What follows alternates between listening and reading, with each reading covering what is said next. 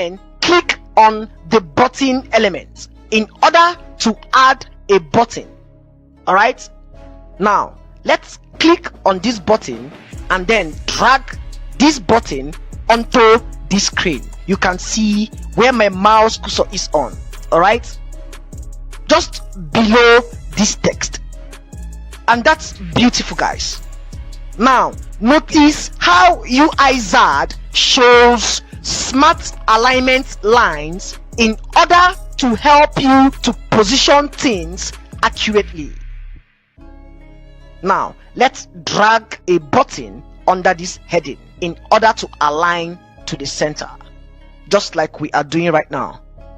All right, and that's beautiful, guys.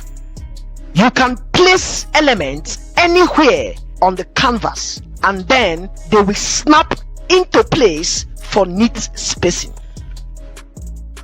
and that's beautiful, guys. So guys, you can also resize components